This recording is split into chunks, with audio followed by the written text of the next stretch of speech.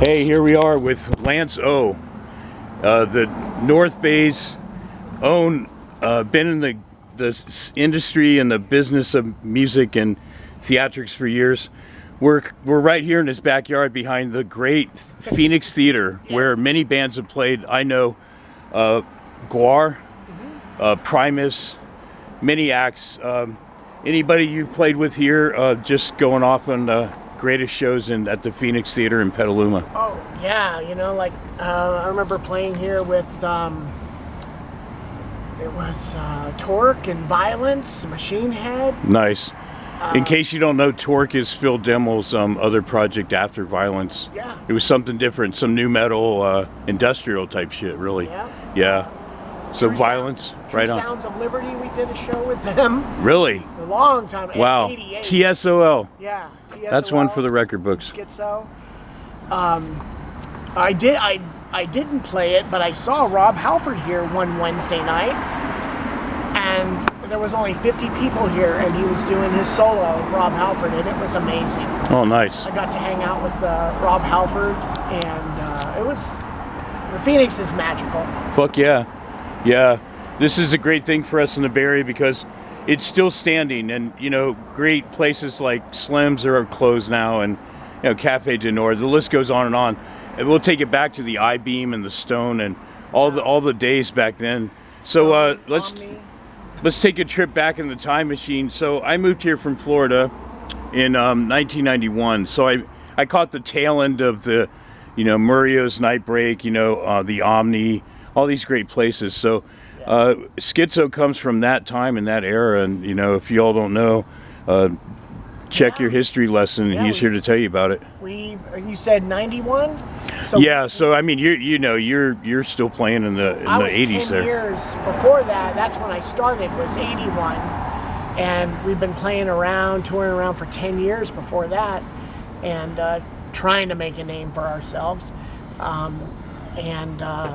It was such a different time, if you remember. You know, you can go to shows at that time 7-8 days a week.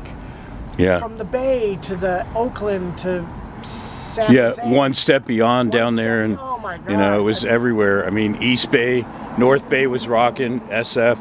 So, yeah, it's a different time now. We have the internet, but it just still seems like less clubs, less people into live bands and music. Right. Yeah. So sad. A lot of teenagers are just like playing video games and staying at home. Yeah. That's what it's become. I noticed that. We came up in a better time, my friend, for sure. Yeah, a more sociable time. Yeah. And connecting to human, and I mean, we connected to punks, to glam, to, I mean, all kinds of cool people. Yeah. Death metal, thrash metal, hardcore. It was just, I don't know. It's not like it used to be. Yeah. And I yearn for the days for that to someday come back, but I just don't know. What I have to say to you is that, you know, I really enjoy what you do, your metal, your rock stuff, you know.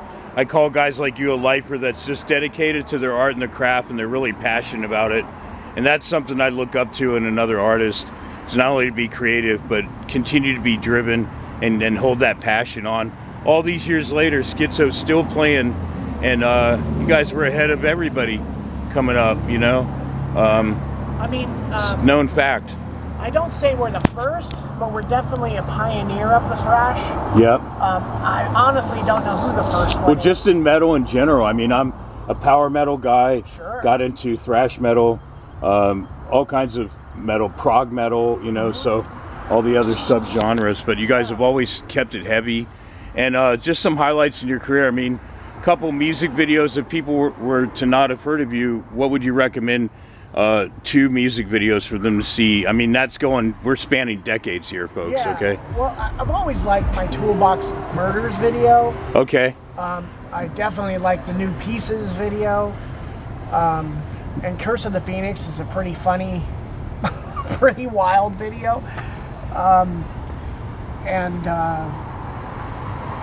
Oh God, I can't think. You know, speaking of videos, I mean, we and this guy go back to VHS times and Yes. and all this stuff before DVD. But I did buy a DVD from you called Holy Moses, and in case you all don't know, Holy moly. Holy Moly, sorry, and Lance is the director of it and writer of it, right? I mean, like, let the people know this other entertainment venture you went out on with Holy Moly. Well, you know, I auditioned for Lost Boys Part 2, and I got the part of a vampire back in 1988, and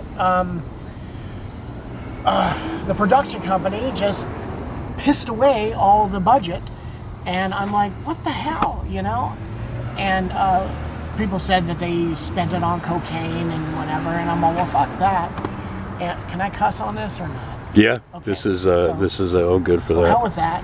And I said, I'm going to make my own movie because I'm not on cocaine, and with the money that I got, I'm not going to blow it on bullshit. So I created this movie called Holy Moly, and it actually got played in movie theaters all over California. Nice. And it got picked up by a couple of distributors over the years, and you know, it went from a $500 budget to this, you know, quadruple-ish, great, fun type of horror movie. And like I said, we did everything we could to put this out.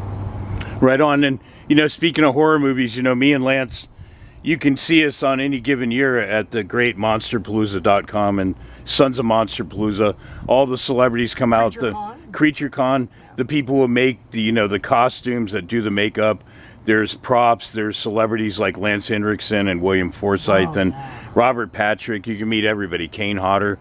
So what do these horror conventions mean to you? They're just getting bigger and bigger every year. I go to Days of the Dead in Las Vegas. We hit Mad Monster Party in Arizona and Sinister Creature Con in Sacramento. I mean, what has your experience been like? Did you go to Burbank or Pasadena for this? I went to the Pasadena one last Right on. That was really good. I loved it. Let everybody know, was that the one Paul Rubens was at? Or yeah. I went to that last show of Paul Rubens. Right on. And the next year I was there with Bart Frescura. Obscura Frescura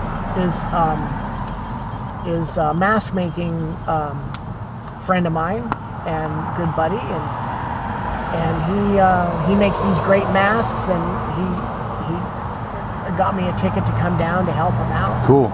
Were you tour. promoting anything from your band, or just going as a fan and a help to this guy with the mask company? I brought my LPs down. Cool.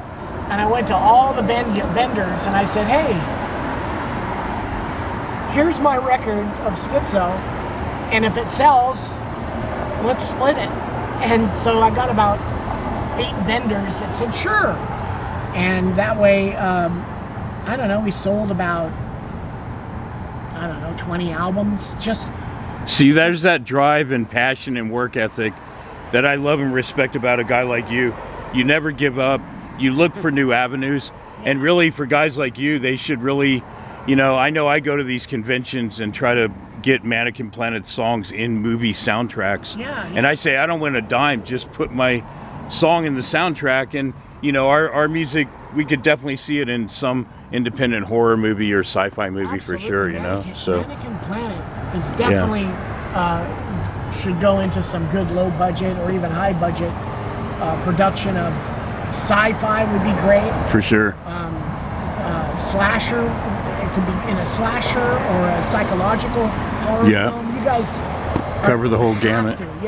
For sure. And speaking of mannequins, there's a piece of history in Skitzo history that, you know, he's always been lucky to find committed members, you know, like Nate on bass and his current female on the drums, you know. And so at one time you couldn't find committed players and you got mannequins to be in Skitzo. Yeah. That really happened, folks. Yeah. Do your fact check there. Well, my guitar player died in 1995, and it was really hard for me to overcome the grief. So my foster father had a mannequin business called Dr. Frankenstein, which he restored mannequins. and he got them from Sacramento, and his whole house